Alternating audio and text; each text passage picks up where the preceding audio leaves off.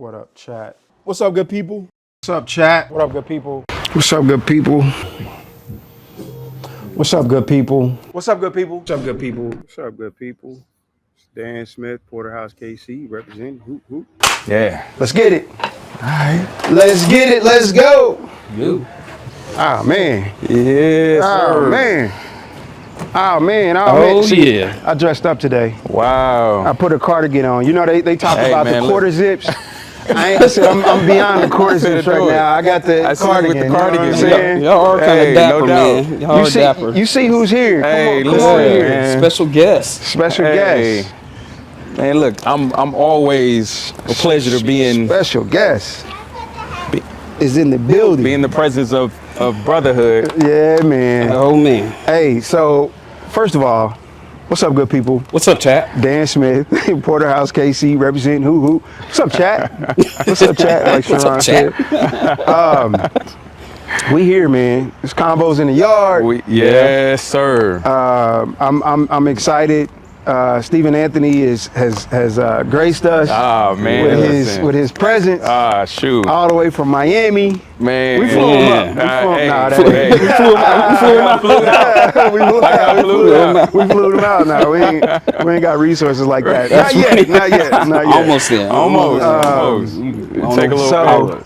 So first of all, again, Dan Smith, Porterhouse, KC, representing Convos in the yard. Yeah. We here. We got Stephen Anthony. We got Charon. Yo. Charon is in the building. or in the yard, I should say. In the yard. Man. So first of all, appreciate you coming on. Man, you know what? I appreciate being out here, man. Yeah, First time man. in the yard. Yeah, man. Man. So I'm gonna be honest with the people. This might be a little longer pod than we normally have. Me and my moms did what last week. Oh man. Or not last week, the week before, and it was a little shorter. Yeah. So this is man. we're gonna add some more time into this one because I already know it's gonna be a dope conversation. Man. So before we get into it, you know, we got a flow. So what we start off with shout outs. Okay. And the shout outs basically are just like in the last week or so, somebody that, or people that, teams or whatever that you know, inspired you or you just want to, you know, pump up or whatever the case may be. For sure. And so I'll go first. Sharon, you go second, and then Stephen Anthony can go third. Let you think about it a little bit. Yeah, you know I appreciate that. Yeah, good looking. So shout out to obviously the wife, the kids home for break. I'm excited about that. And shout out to the fire pit. I know. Yeah. That's a shout out for real. Right. Shout out to the squad, Sharon, Miranda, Maddie. Last week was Global Entrepreneurship Week, and I got the opportunity to record. They let me come in and record. Oh, nice. So shout out to KC SourceLink. Also shout out to Startland News. They put us out there every newsletter. So ours comes out on Wednesday. The Thursday newsletter, they actually put the combos in the yard in their publication. So I'm really excited about that. So yeah, that's my shout outs. That's my shout outs. Well, what you got, Sharon? Let's go. I got a lot of shout outs, I think. Shout out wife, kids, family, of course. Shout out to Shador Sanders for starting, man. Dope, man. Big ups on that. He did his thing, man. Casey Chambers, shout out to them. Shout out to let's see, my gig, man. We always my brothers on the railroad, they always got me on the move, man. Yeah. So shout out to them, man. It's hard work out there, but you got to keep these trains going. Absolutely. Shout out to who else I had in mind. I had shout out to you, Dan. Yeah. Oh, thank you. There we go. Awesome. Miranda, man. Awesome. You always coming through Squad. with talking to people, helping out the entrepreneurs in Kansas City. Yeah. So We out here. We out here. Yeah, man. could have went a little longer, but you know I didn't. No, you Short good. and He said I had to cut it. Right. You good. I have You good. a whole list. See? Whole list going. Nah, man. What you think, Mr. Anthony? And you know, in that regard, first and foremost, Yes. shout out to the two of you. Oh, man. Thank you. First and foremost, man. Appreciate Hands that. down, man. Y'all know I rocks with y'all more Appreciate than you. anything. So Appreciate shout out to y'all first and foremost, man, creating this platform, creating an opportunity, you know, for folks, and continually doing that, continually building that up, Appreciate it. man. It's love, man. So I always appreciate that. So definitely shout out to the two of you. And you know, honestly, you know, friends, family, loved ones. If I named and mentioned everybody, it would be I'd be here all day. You know what I'm saying? But everybody who supported me, supported my efforts, supported the work that's been done over the years, supported me and to allow me to get to this point, who's encouraged me, who's thrown, you know, their way, who sacrificed.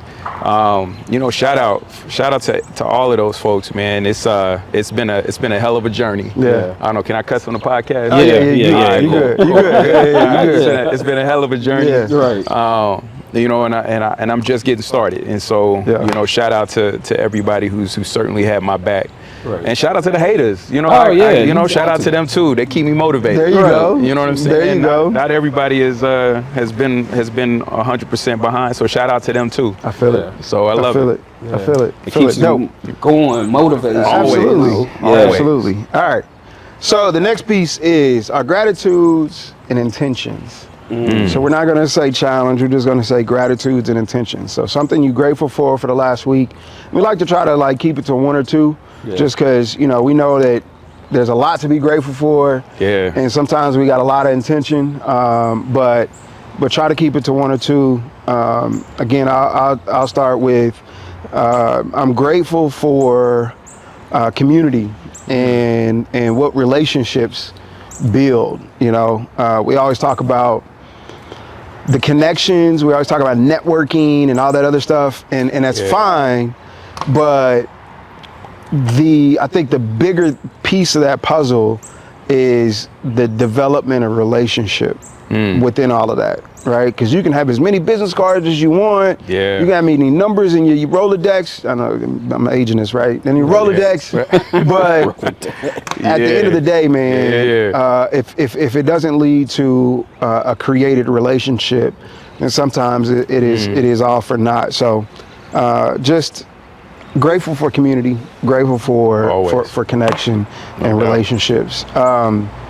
Something I'm intentionally, you know, it's the end of the semester.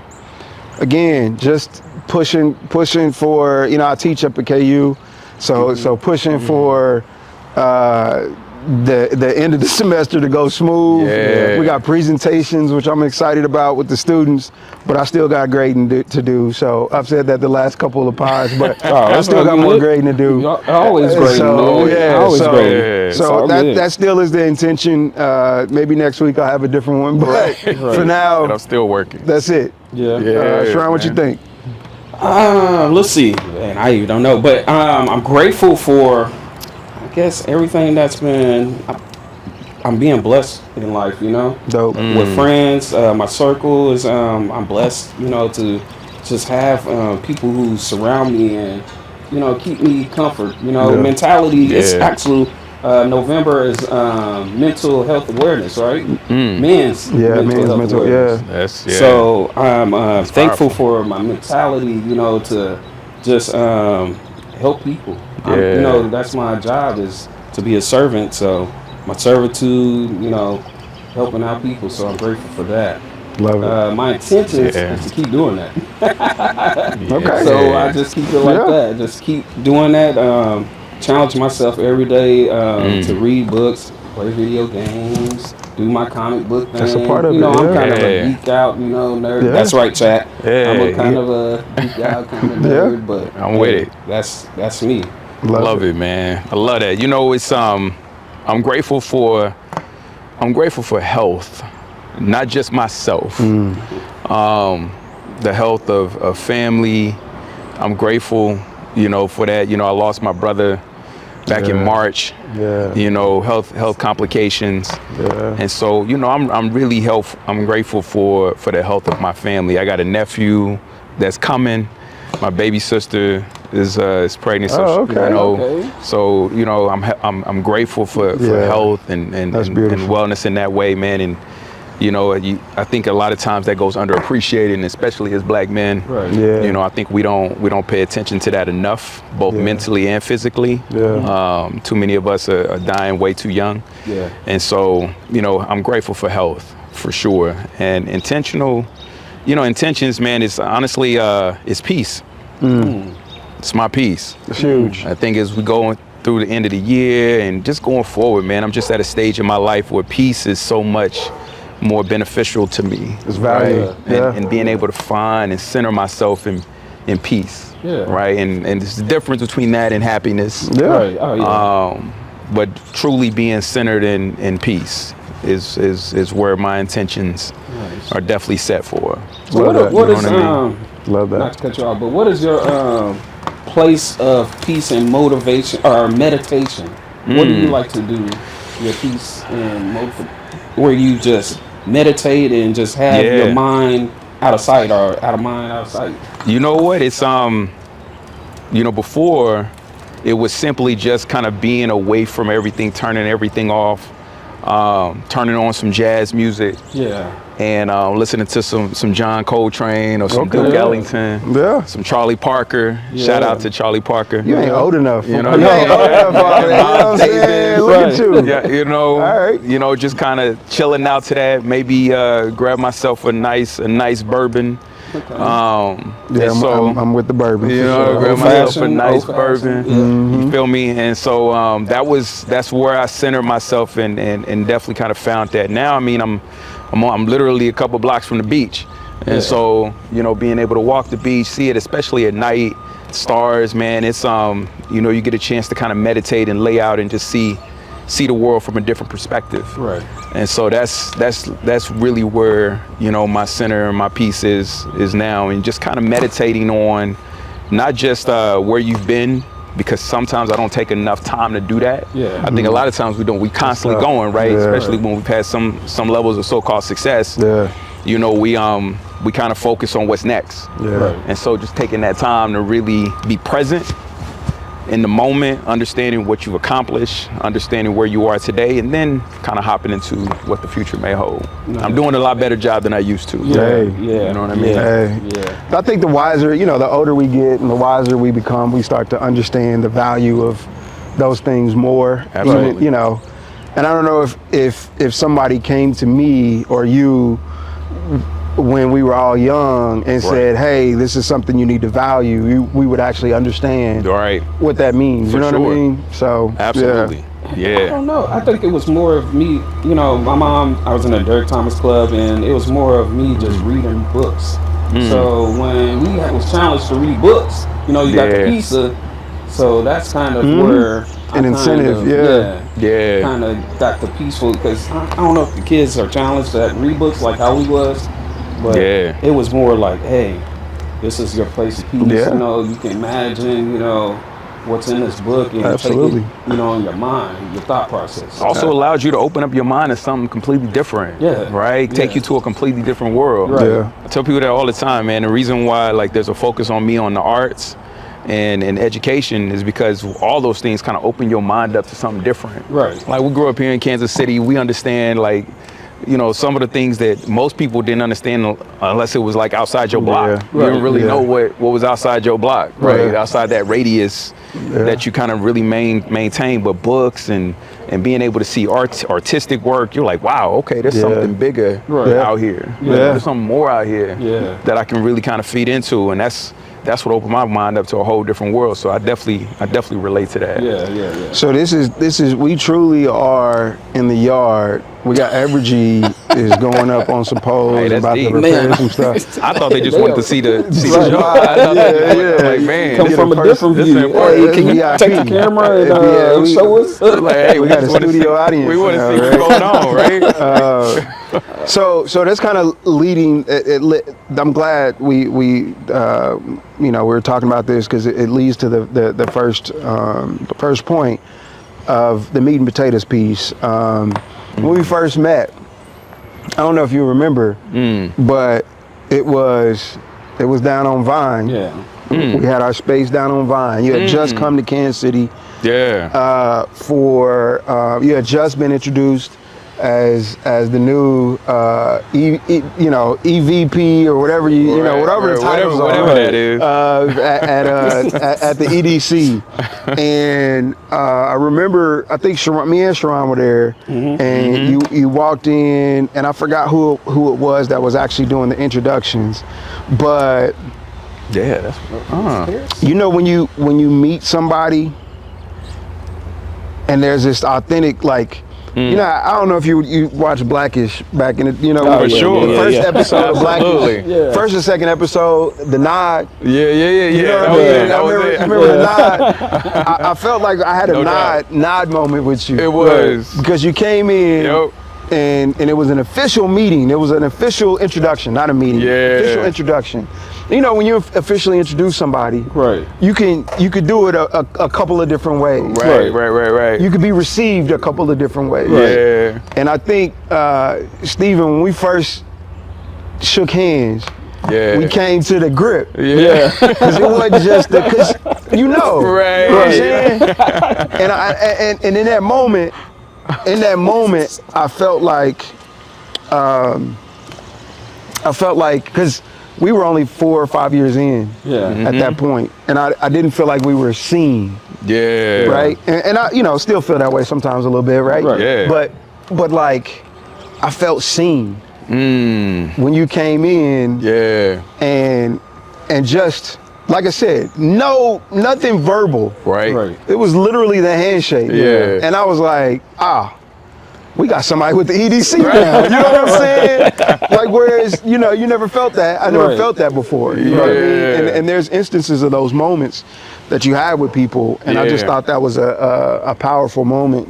Man. What do you remember about when you first started, when you came back to the city and all that good stuff? Was wild, man. I remember that day, and it was Karis. Shout out to Karis. Shout out to Karis for making that introduction. Yeah.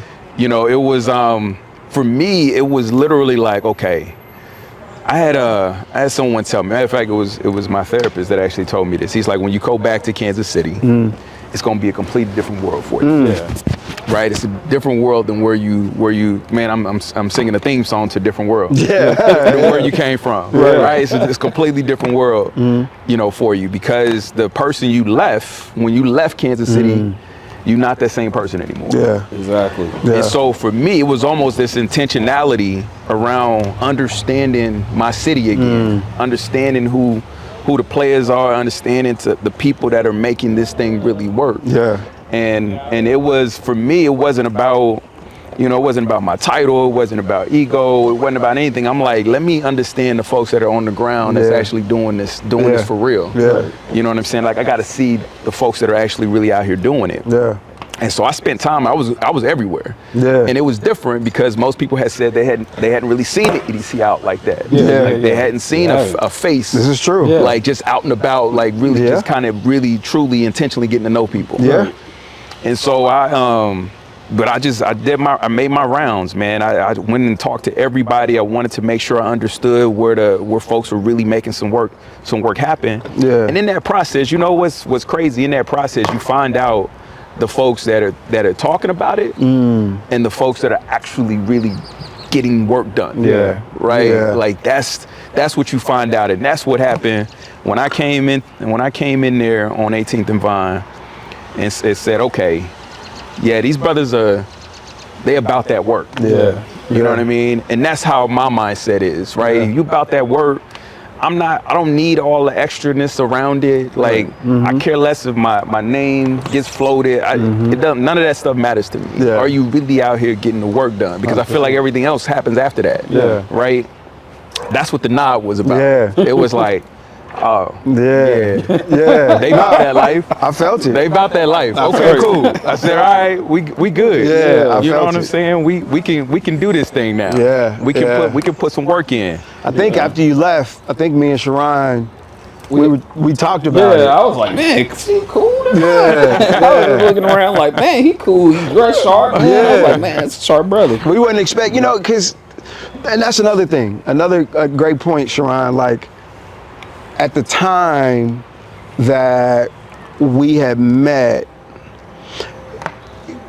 So I like to keep it a hundo. Always. Right? Yeah. When you come from the hood, there's certain people that look a certain way that you either trust or do not trust. Yeah. Exactly. And because of where we come from, and I'm getting better at this, right? But my trust, my radar is always up. Always. Yeah. Right there with you. And back in the day, the guys that used to dress like the sharpest, usually are the ones that you had to watch out for. Right. Yeah. Right. Back in the day. Yeah.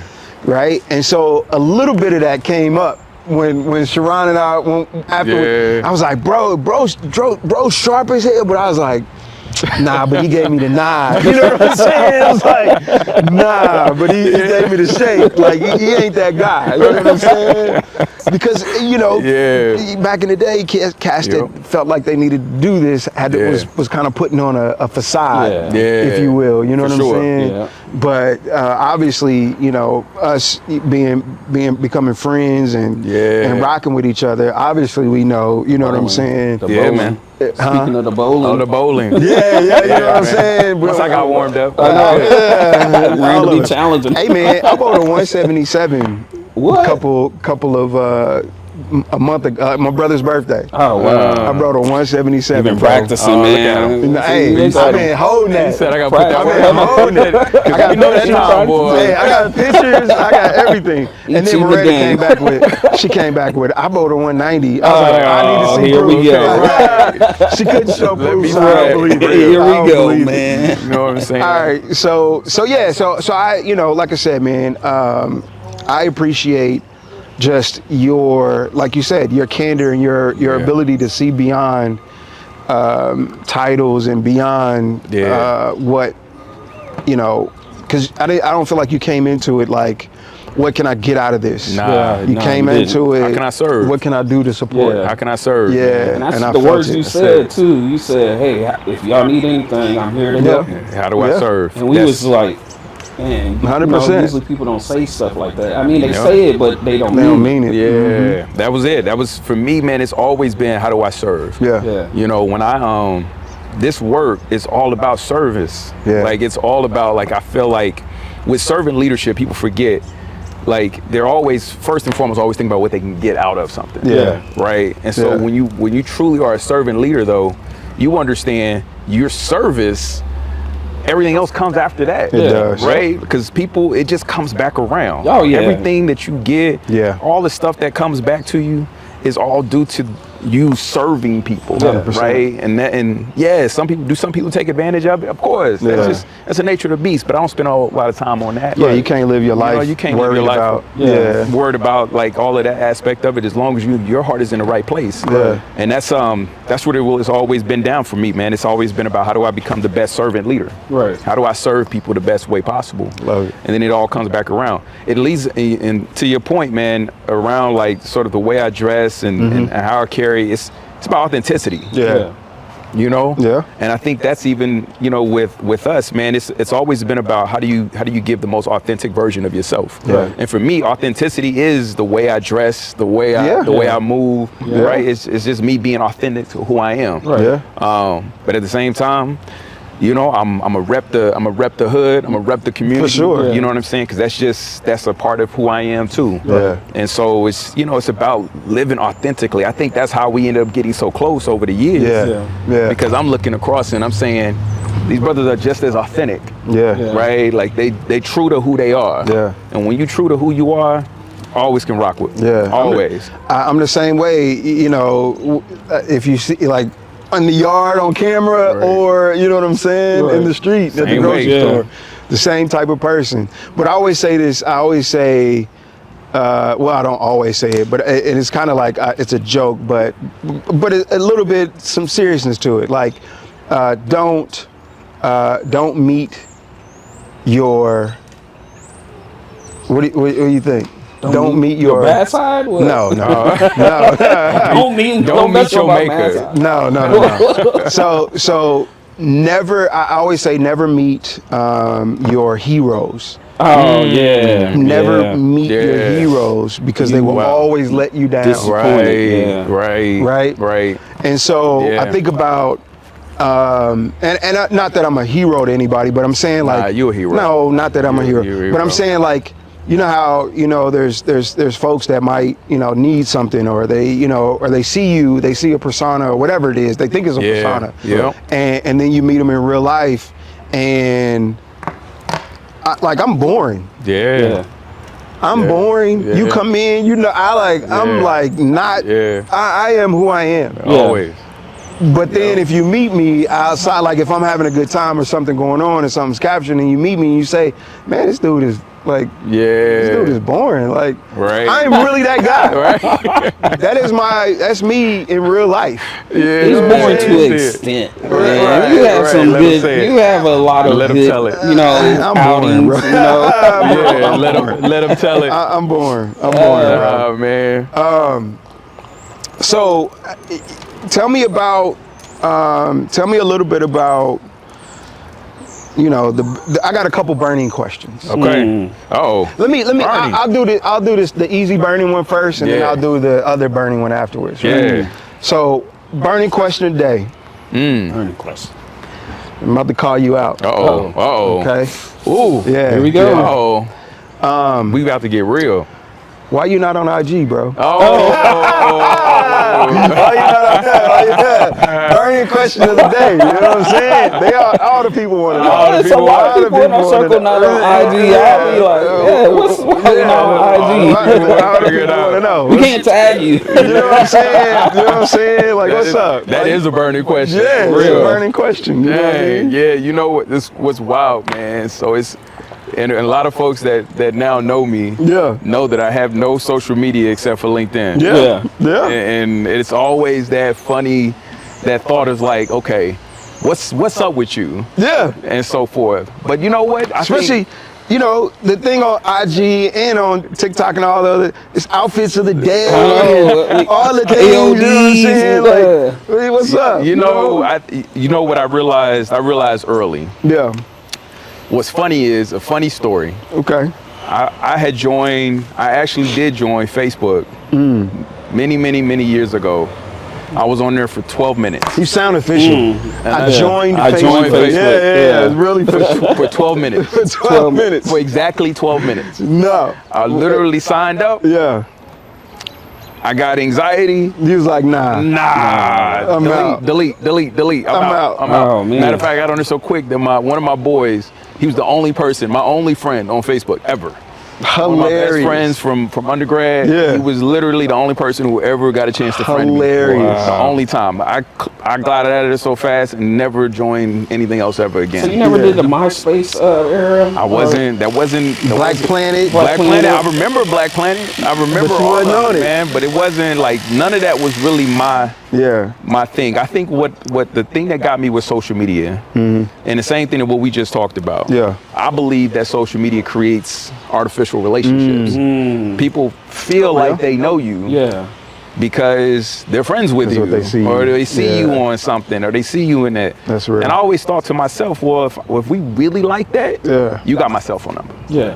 So if you ain't got my phone number, Then if I you ain't- can't reach me outside of social media, Then it don't matter. then we not like that. Okay. Yeah. Right? Yeah. Like we not cool like that. Yeah. So I think a lot of folks realize, you know, for me, it was important to make sure that when I'm building relationships, Yeah. I'm building authentic, Yeah. real relationships. Right. Because my time is valuable. Yeah. Oh, yeah. And I don't have time to be wasting on superficial relationships. I don't have time for it, right? Like when I get to know people, it's on a real level. Yeah. Right? Like no matter what capacity, you know, you're getting to know people on, it's always going to be on a real level for me. Yeah. And so social media, I feel like always creates, you know, artificial relationships. That's for me. Yeah. You know, I don't never knock anybody. Nah, you just that's knocked on this. it. Nah, you just knocked this. Don't go back off of it. You hear that, chat? No, I'm just like, I don't knock nobody else. Enjoy your IG. keep doing your thing. Hold it down. Do your You know what I'm dances. saying? Do your whatever. Love it. Love all of that. I Chat, love that for you. talk to the Right, chat. talk to the I love chat. that for You know what I'm saying? You know what I'm saying? I love that for you. But Nah, that's you know, you funny. get a chance to hone in and Yeah. I'm learning, even with LinkedIn, I'm learning how to kind of build and create the type of relationships that are going to be conducive to the work that I do. Yeah. And so that's the biggest piece, you know, the biggest piece for me. So that was not a burning question, but just one a lot of folks, That question comes up like at least once a month. Hilarious. I was trying to find you. And I couldn't. Right. I ain't on there. I mean, not to sound like it was a guy. Man, I was trying to find you. I was looking for you, bro. I was looking for you, bro. And I couldn't find you. My bad. Oh man. So, you know, a lot of people know you. They know the work that some of the work that you've been able to do while you were here in Kansas City, and they see that obviously there was a big uproar when you took the opportunity to go down to Miami to lead economic development efforts. Right. I didn't know that was coming. But so talk to us a little bit about that transition from the work that you got to do here, and how that, you know, was able to translate a little bit over into, because you come from finance. There we go. Like my that, God, like that. he got it. Finance. There we go. So, you know, what you know, thinking about, you know, the translation from obviously economic development is in that same space, but I can imagine it was a little different trajectory, and now you're kind of like stayed on this economic development trajectory down in a different city now. What does that look like? What was that transition? And you know what's been really interesting and dope, I think. I've now realized over the last several years how much everything interacts with one another. Right? Like my economic development work, my private equity firm with Anthony Global, like everything interacts with one another, because everything has turned into about how do I transform and build communities. And there's different capacities in which I'm doing, whether I'm investing in businesses, whether I'm investing in commercial real estate, whether I'm, you know, strategizing and putting strategies together for communities through economic development work. Like, it all serves the same purpose of building and transforming communities. And so, you know, you're just switching it from one place to the next, right? And every community is going to be a little bit different. Every community is going to have different needs. You know, Kansas City has its own set of challenges and needs, and how the community needs to thrive, and certain areas that are historically disinvested, and so forth. Miami Beach is very similar in that way, right? It's just a different set of challenges and a different constituency that's looking to figure out how do you build up their community, right? And there's a misconception, even with the city of Miami Beach, with all its wealth that's there, right? I mean, shoot, Jeff Bezos' house is right down the street. All the wealth that's there, people don't realize, like, literally 48% of the population is low to moderate income. And so, you know, you still have an area that, you know, folks are trying to figure out, how do you provide jobs? How do you get their wages up? And how can they afford, you know, how they get affordable or attainable housing, right? Like, everybody just wants the basic necessities to be able to take care of them and their families. And to some people, basic necessities is different, right? And in certain areas, making $200,000 a year still ain't enough to really to get you what you need. You know what I mean? And so it's all relative. It's all subjective. And so that's what it has been for me. Is like taking the time. The same thing when I came back home, man, it was really listening to people. The landscape. Understanding what the landscape is, and understanding what the community is saying. I spent the first, 100 days in Miami Beach just understanding what they were saying, understanding what did they think about the landscape, understanding what did they think about economic development, what did economic development mean to them. Because you go ask 5 different people what economic development means, you're gonna get 5 different answers. That's true. And so how do you figure out what's best for the majority of people? Everybody's not gonna be happy. You learn that easily, and there's always gonna be politics, because that's what economic development is. It's that crossover between business and politics. How do you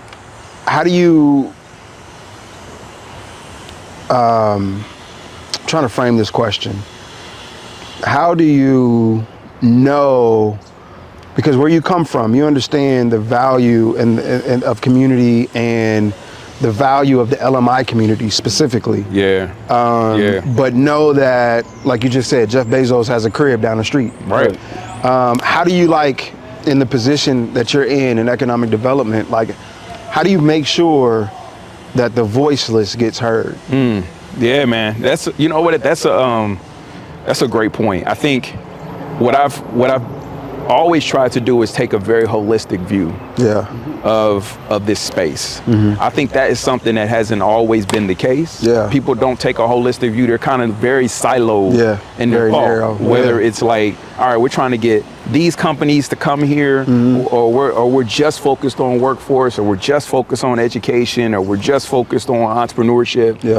I've always taken this very holistic view, right? I tell people my model for economic development consists of 5 areas, and depending on those 5, where you are, those 5 areas have different weightings. And so whether it's business development, real estate development, entrepreneurship, workforce, or tourism, they all have different weightings depending on the community that you're in. And so it's finding out, okay, where's the weighting? How do we manage this so that it's equaled out, right? How do we make sure that folks have what they need on one part of town so that they can still afford and do all the things that have the same standard of quality of life that the Jeff Bezos has had, right? It may just look different, but their quality of life can still be what they want it to be. It just looks different, right? They're not, they don't have a yacht that pulls up in front of their house. But they can take their kids out and go, and they got food in the fridge. They can take their kids on a little vacation and go up the streets of Disney World if they want to. So it's like those types of things are just making sure that folks have the quality of life that they want. I think that's what really helps me be able to stand in those spaces. Because in my field, there's not a lot of folks that look like me, right? And I come from doing that, right? When I was in banking, when I was in finance, finance. When I was in that world, man, there wasn't a lot of faces that look like me. And so when you are in that situation, that's what allows you to be that voice, right? Because I can tell people, like, this is when you're not considering, when you're making decisions that don't consider a different group of people, I can step in to be like, hey, have you thought about X? Have you thought about this? Maybe we need to consider this. And when you're in a senior position, then you got an opportunity to actually effectively execute on that, which is dope, man. And so I don't take what I do lightly. So I was going to ask, is there like politics involvement? Like, do you have to go to city councils or town halls and be involved with the community and that aspect in order for their voices to be heard? Also within their basic community. I think that's the part that makes folks that do this job really well, that do economic development really well, is the ones that know how to navigate politics and business. They can effectively know how to maneuver and get folks what they're looking for. Whether it's elected officials, whether it's the constituencies that we serve, the folks that do this well are the ones that know how to navigate both. And I think that's certainly been one of the benefits that I've been able to bring to the table, is because I lived in DC for 16 years. You can't get more political in that environment. You can't get more political than that. And so you learn how to navigate, how to give people what they're looking for, understanding what's the motivations that everybody has, so that everybody can win, right? I've never believed that any of this has to be a zero-sum game. It doesn't. That whole belief of like, for me to win, you got to lose. I never believed in that, man. At the end of the day, we all can eat. Now, you ain't gonna be able to get everything you want, right? You may have to settle for a steak instead of lobster. But at the end of the day, we all can eat. Right? And so that's my belief, and I think that's how you navigate, even from a political standpoint, because you're able to get stuff what they need. Elected officials are trying to get things done within the time frame that they have. Right? It's about legacy for them. So how do they get stuff done within the time frame that they have?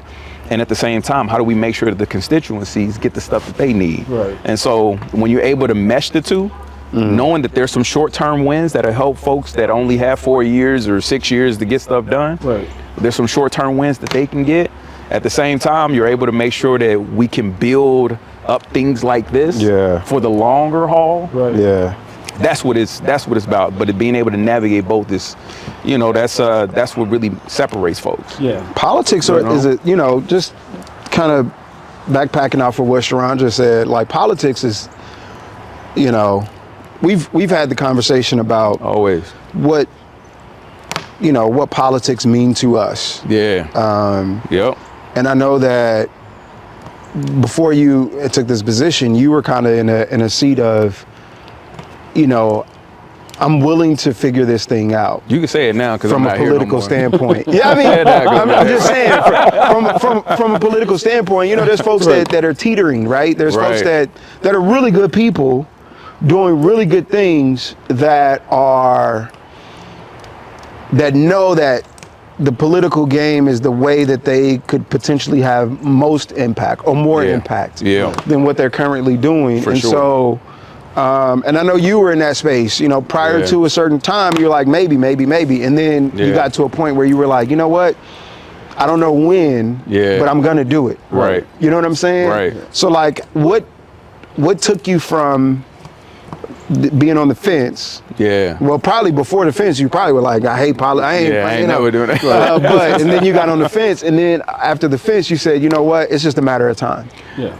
You know what really did it, man, and we talked about it a little bit here. Yeah.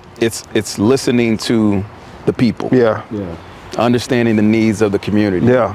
And I think that's what changed my perception around the things that can happen. Also, you understand how heavily, even within the economic development space, you understand how heavily policy can change people's lives. 100%. Right? Like if there's certain zoning that is a certain kind of way in one community, it can completely change the trajectory of what that community looks like. Yeah. Right? And so, you know, there's things within policy that can effectively change people's lives. And so I realized that in doing this work, and then the community stands up and says, you know what?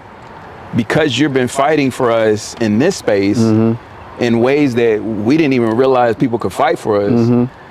Maybe we need to give you a bigger platform to do it, right? And initially, like to the point, man, I shied away from it. I know. Yeah. I was like, nah, I like doing my stuff behind the scenes. Yeah. Right? I like kind of making my moves and then just kind of dipping out. Not having to worry about all the extra. I ain't gotta worry about the rest of it and all of that. But I'm always a proponent of, man, if at this stage in my life.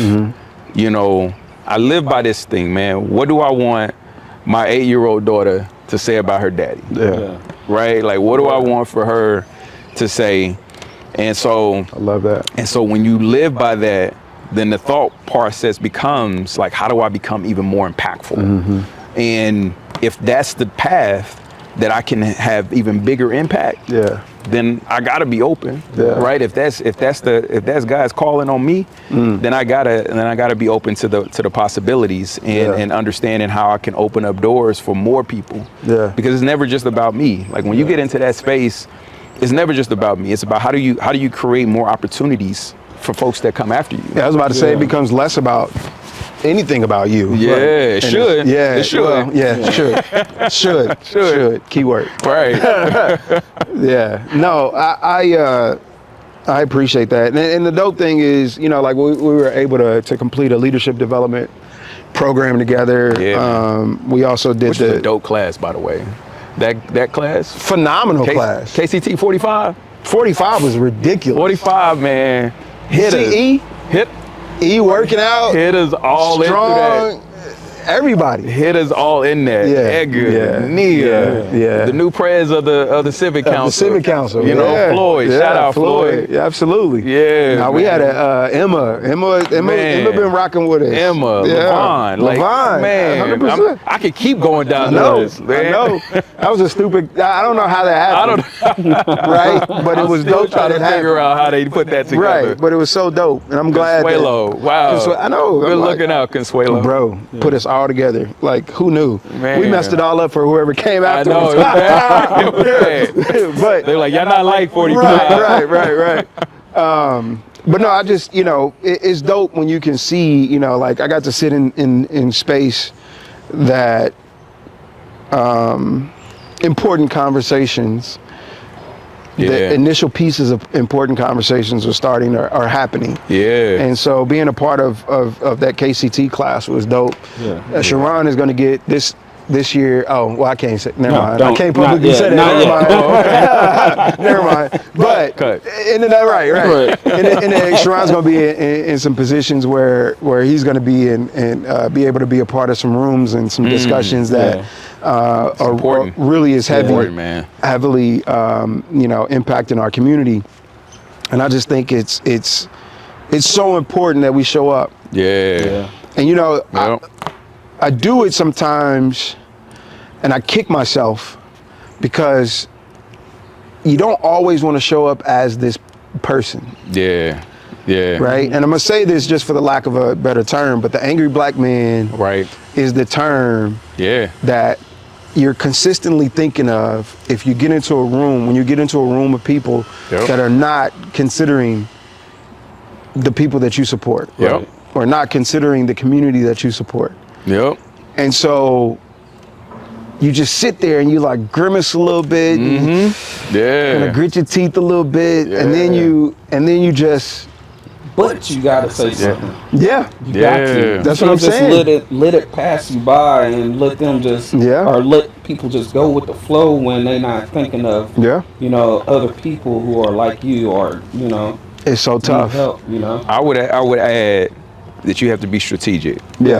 Because you got to pick your battles. This is true. And I think that's what ends up happening with our folks is that we don't always pick our battles. Everything is a battle. Emotions. Emotions just kind of take over and everything's become a battle. And at the end of the day, like, what's most important?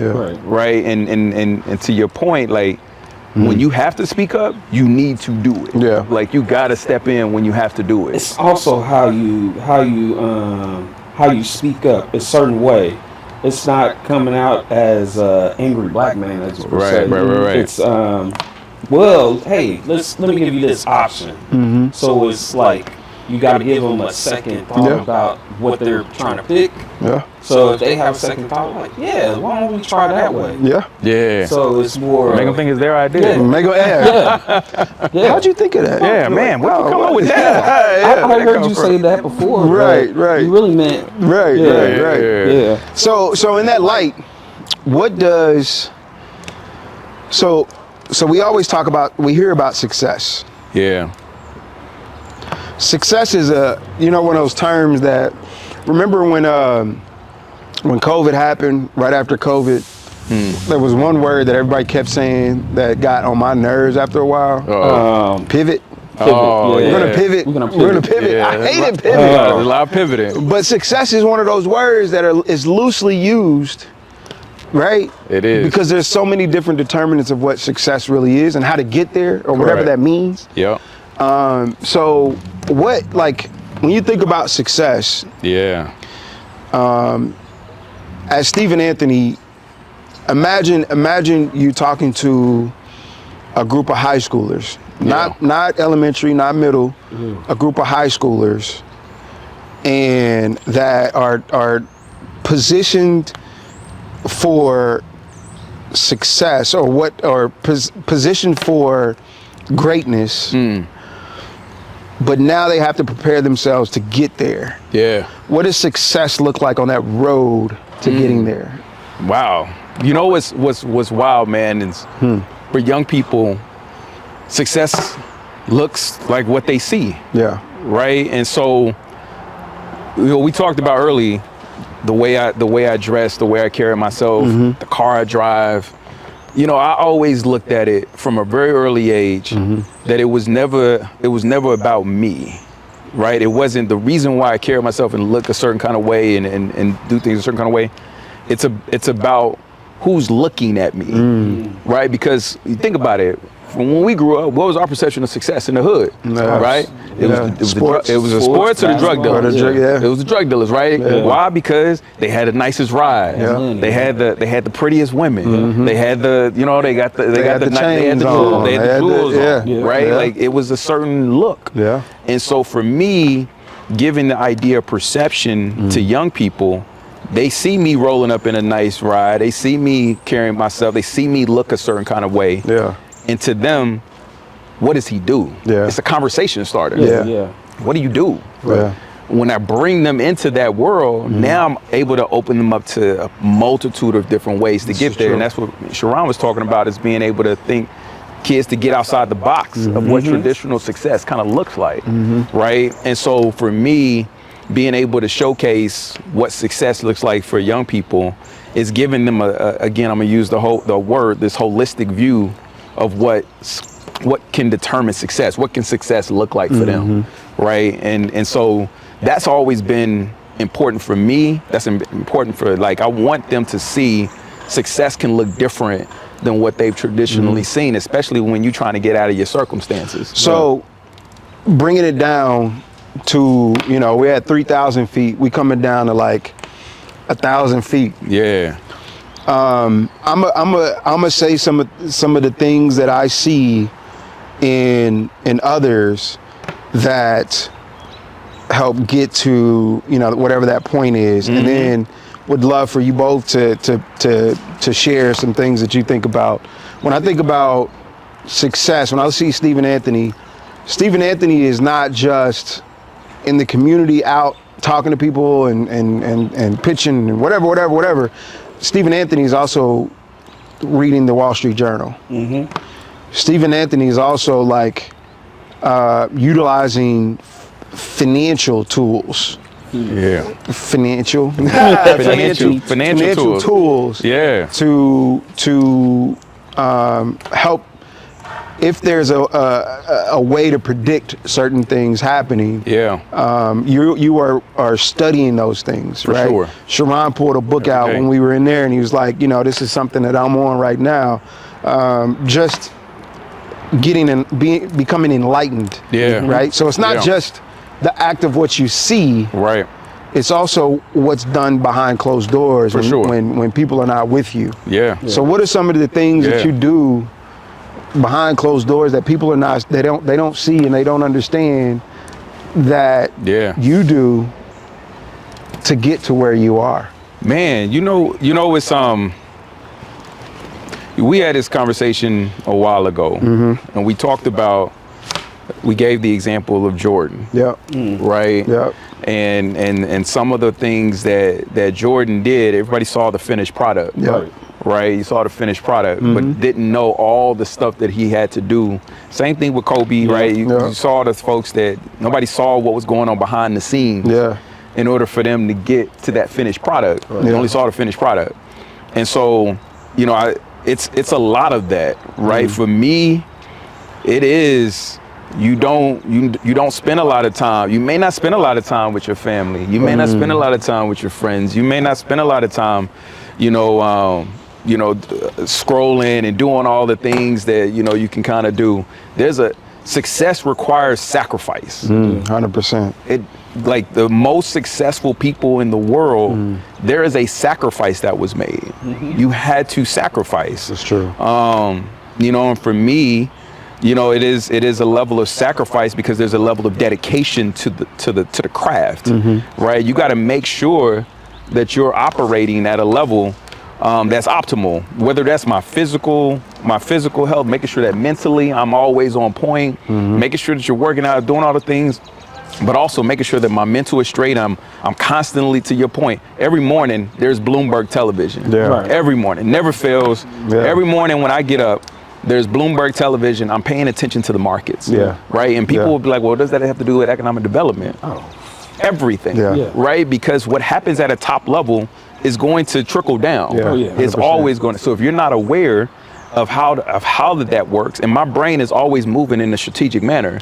And so you have to understand what's happening here could affect what this happens over here, and how does that play into these things? How does tariffs and all the things that come up right in the society and everything that we're dealing with on a high level, political level, nationally, how does that affect what's happening here on a local or a personal level? You have to understand how do those things move. And my brain is always figuring out how do we navigate? How do we navigate these things so that people can still get what they need? And so there's an art to that, right? And there's a studying all the time. I'm studying all the time. I'm reading all the time, right? I'm literally on my laptop at 11, 12, 1 o'clock in the morning, figuring out new plans and understanding how do I now move this over to this side. Yeah. And so there's always this level of work that's required, and there is sacrifice in that. And you have to be able to say, I'm going to make decisions. My move away from family to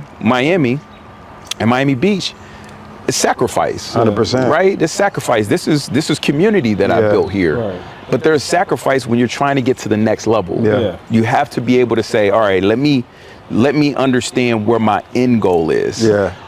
And then you move according to that. So when you talk about success, the biggest piece of it that I think that sometimes gets lost is the level of sacrifice that's required. Yeah. Because not everybody's willing to do that. They're not. You know what I'm saying? Not everybody's willing to spend the late nights putting all of this stuff together. Yeah. Right? We want it easy sometimes. Yeah. You're not willing to put that work in. I was watching Charon, I want you to too, but I was watching this interview, and this guy, he's a G League player, and he played for the Charlotte G League. I don't know what team it was or whatever, but he LaMelo Ball had to, because he was just coming back from an injury, and so in order to get prepped, you know, he goes back to slowly progress. He goes back and practices with the G League squad. Yeah. And so this guy came on and he said,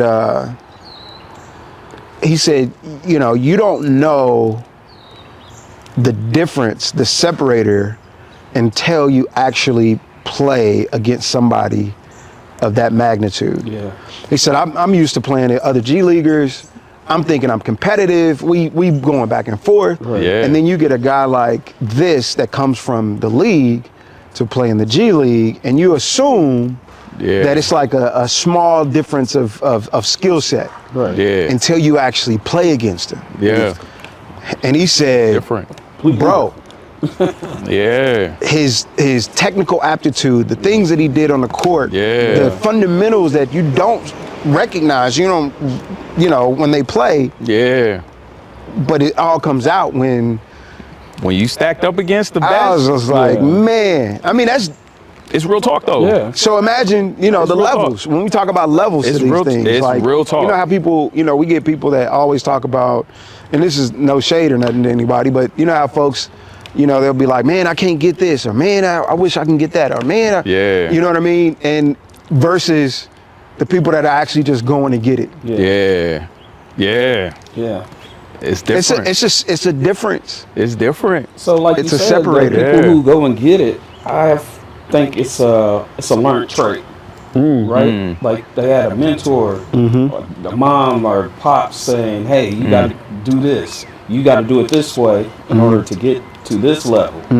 So if some people can learn by themselves or work their way to themselves, but somebody taught them that skill too. It could be a coach or somebody down the way. They say, hey, do it this way. So I think, you know, success, you have to have somebody that you like to follow, who you think, you know, like you said, heroes. You don't want to meet your heroes.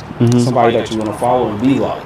So I think like success to me is having a mentor or somebody that you want to be like and kind of go down that path. Not completely like them. You follow your own path. Yeah. But you want to go up over and beyond. It's helpful to have that example. And have that example, yeah. It's always you know, if you can see it, then you can do it. Right. Yeah. And if you can't see it, then how can you, like, what's the exposure? Yeah. Right?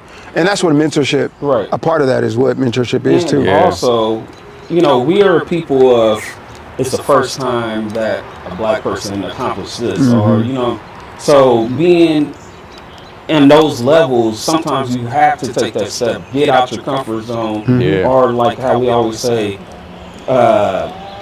take in the fear and get out your comfort zone. Accept it, Accept it. So I think that also is, you know, involvement with your success. That is real talk. Nah, that's real talk, man. You know, it's crazy when you think about, like, when you say there's levels to this. Yeah. Like, you think like, hey, man, I'm killing it at a certain thing, and then you go meet somebody that's really out here doing it. Like, you know what I'm saying? I always tell people now, they're like, oh, Stephen, what you view as your competition? I said, billionaires. Yeah. billionaires is my competition, Right. right? Because then when I go and I'm in those spaces, like their conversation, we were just talking about Jamie Dimon. Thinking about that, right? We were just talking about Jamie Dimon, right? When I'm in certain spaces, I'm like, man, I'm okay, yeah, I'm doing my thing. But when I ever sit down with Jamie Dimon, man, listen, whole nother the level. way that his brain operates. Yeah. At that level, Yeah. it's completely different, Yeah. right? So that's when it's like, okay, Yeah. all right, there's some work that still needs to be done here. Yeah. You know what I'm saying? This dude has been doing he's in the league. Right. You know, and the other piece of that, and I'm gonna ask one more question so we can get out of here because I know the little lady's ready to rock. Right. The understanding that you belong is a key piece of that puzzle too. Yeah. Right. If you don't think or feel like you belong in these rooms, you will either not go, Yeah. or when you're in the room, you won't take advantage of the opportunities that are presented in those rooms. And what I mean by that is Jamie Dimon, Yeah. right? Imagine being invited to a dinner with Jamie Dimon. Yeah. If you know who he is, you look him up, you see, what he does, all that good stuff. Right. Can be a level of intimidation created, Yeah. right? Yep. Why me? Why do I belong in this space? There's that self-deprecating thing, right? Or you understand that we're all human, right? And that any room that you just so happen to be in, it's purposeful. It's for a reason. You're supposed to be there. You're supposed to be there. Supposed to be there. You know what I'm saying? Yep. And I think I had to get over that. Earlier on. The whole thought of like, why me? Yeah. Me? Of course you. You want me? Yeah. So why not? Yes. Why not you? Yeah. You know what I'm saying? Who else? Yeah. That's the real question. Right. Who other than you? Right? Like that's really what it boils down to, man. I thought the same thing, man, about almost 2 years ago now. Yeah. In December of 2023, I was invited to the White House as a group of African American men who are capital providers, who invest money into small businesses and into real estate within communities. Yeah. And I remember when I first got the invitation, it was initially that thought, right? That initial thought hit me like, dang, me? Yeah. Like I got picked out of this group there's about 60 of us. Yeah. Right. Me, the entire country we're talking about. And then that thought quickly went out of my mind because I'm like, well, of course me. Yeah. Like, why wouldn't it be me? Why wouldn't it be? Why wouldn't it be me? Who else? Because this is the kind of work I do. Yeah. All right, I do this work. Yeah. And on one side, I have the president of the oldest black-owned bank in the country. And on the other side, I have the guy that runs the foundation for the richest black man in the country, Robert Smith. Yeah. And so I'm sitting there like, yeah, this is where I'm supposed to be. Yeah. Because what I'm contributing to this conversation is going to be imperative to how do we move our communities forward as it pertains to capital. Right. Yeah. And so why wouldn't I be a part of this? Yeah. And that's what it boiled down to, man. That's the same way I felt when I got that invitation to go to meet Jamie Dimon and listen in, and it was J.P. Morgan Chase. Chase is a huge contributor to the Porterhouse KC, and Jamie was doing his tours. He goes around, gets on a bus and literally tours the country, visiting his markets, and learning more about what's going on and staying close to the ground. And I was invited, and the folks that selected me couldn't even go. Wow. Because it was limited seating. Yeah. And so literally, I think it was maybe 30 folks total. Wow. In the room. Yeah. And got the opportunity to meet Jamie and listen to some of what he's looking at in forecasting, and talked about politics, and things that you wouldn't think that affects it affects the work. Yeah. You know what I'm saying? Does. But it was so dope. But yeah, same thing. Why me? Yep. Like, are you serious? Like, what? I got this invite? Right. This is Another stupid. thing, like a lot of kids, we were speaking of, kids being in rooms like filming and developing and all these different areas, having that confidence. Of just being able to accept that this is what you're here to do. I belong here. You belong here. Imposter syndrome is big in our community. It's huge, right? Like it's huge in our community. Imposter syndrome is one of the, I hear people talk about that all the time. But at the end of the day, you know, you're here for a reason. Like you were built for this. You work for this. Man. You work to get to where you are. So why not you? Right? Like you put the work in. Now it's different if stuff was handed to you. That's different, right? But you put the work in to get to where you are, why not you? Matter of fact, I'm now having problems if I'm not in that space. Like, why am I not? I'm not there. Why am I not invited? And I didn't get invited. Where was my invite? Right. Oh, it got lost in the mail. Oh, okay. Okay. All right, man. Again, you know, I humbly appreciate and the candor, obviously, that we have, and obviously you know, taking time out of your trip back to the city to come hang out with us for a little bit. Yeah, man. Had to. We did this before you went. Right. We did a conversation. I think that kind of re-spurred our need and want to do. Man, I was so excited when I saw this. Man, I was like, this is it. Yeah, man. When you told me you coming back to the city, I was like, hey, we're gonna make this happen. Let's go. Let's do it. Let's do it. Let's go, man. But truly appreciate you doing it, taking time out, man. I value our friendship, man. Always. It's all love. Appreciate you, bro. Whenever we get down to Miami, we coming. Y'all come holler at me. You know what I'm saying? Come holler at me. We coming. I know you ain't used to this. Nah. chilly weather anymore. I'm not, man. I got gloves on. Y'all chilling. You know what I'm saying? You know what I'm saying? So, This is cool to us. Right. I'm loving this. My hands are freezing. Yeah, man. All right. Well, again, Convos in the Yard. Dan Smith, Porterhouse KC. Charon Thompson, Porterhouse KC. Yeah. Stephen Anthony. How's it going? What's that? Who's the business owner or homeowner? Yeah, this is ours. These right here. These two. I like to have the power out Wednesday morning from like 6 to 9 o'clock. Okay. Does that work for you guys? Yeah, that'll work. Yeah. Okay. It's Convos in the Yard, bro. Man, we got all types of Power's going out. There's a lot. It was the fire pit, man. The ashes were flying. I'm up here in the smoke. We had a squirrel over here just a minute ago. There's Spider-Man There's a over lot there. going on right there. Convos in the Yard.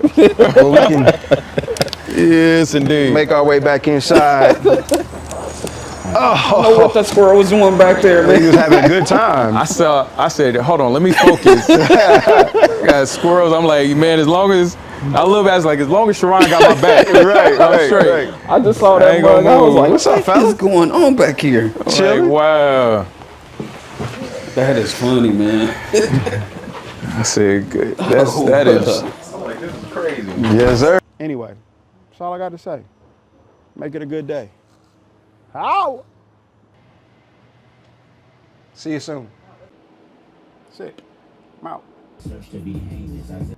Anyway, keep up the good work. Anyway, back to work. And so, anyway, make it a great Tuesday. How? Anyway, I'll let your boy, Dan Smith, Porterhouse KC, represent.